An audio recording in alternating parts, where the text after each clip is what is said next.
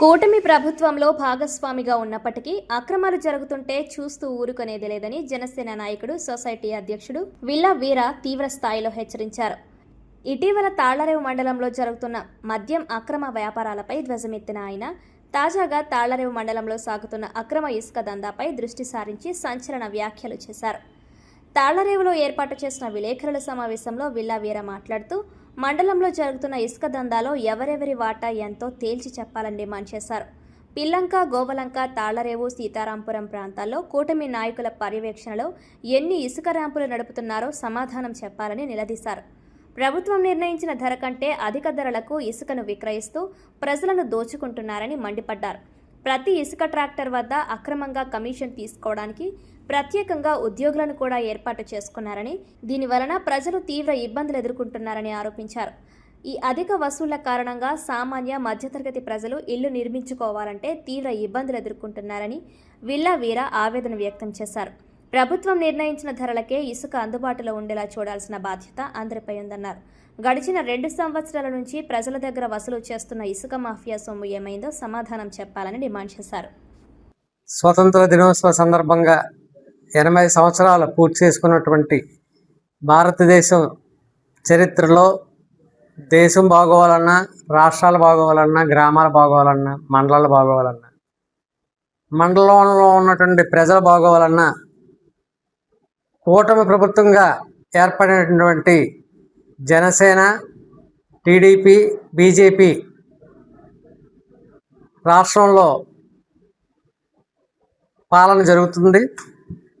ఈ పాలనలో తాళ్లరేవు మండలంలో ఉన్నటువంటి జనసేన, తాళ్లరేవు పార్టీ తరఫున ఎమ్మెల్యే గారికి అవమానపరిచే కార్యక్రమం కానీ, ఇబ్బంది పెట్టే కార్యక్రమాలు చేయడం జరుగుతుంది. ఇక్కడ మొట్టమొదటిసారిగా ఇసుక దందా.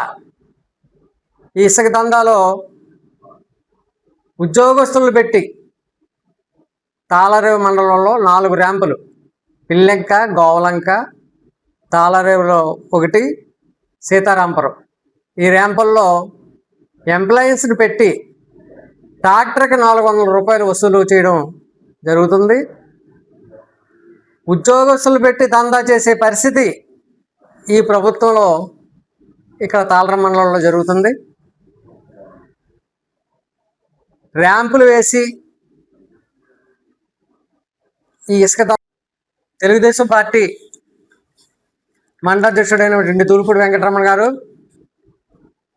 జనసేన పార్టీ అధ్యక్షుడు అత్తిల బాబురావు గారు, మరి వీరు నడింపిల్లి వినోద్రాజు గారిని, టేకుమూడి లక్ష్మణరావు గారిని కూడా ఈ విషయంపై ఇలా జరుగుతుంది, పేదలకు అన్యాయం జరుగుతుంది, 400 రూపాయలు వసూలు చేస్తున్నారు అన్న విషయాన్ని మీరు నలుగురు కూర్చుని తేల్చవలసిన పరిస్థితి ఉంది. అంచేత మీరు ఈ 400 దందా ఆపాలని, లేకపోతే మీ మీద ప్రజలు తిరగబడే పరిస్థితి ఉందని హెచ్చరిస్తూ,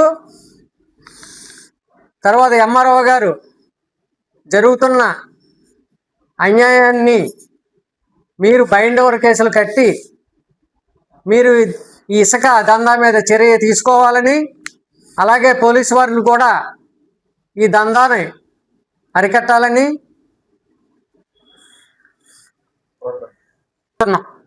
కోరుతున్నాను. అరికట్టకపోతే ప్రజల ముందుకెళ్ళి ప్రజా సంఘాలతో కలిసి ఉద్యమం చేయవలసిన పరిస్థితి రానివ్వకుండా చూసుకోవాలని కోరుకుంటున్నాను.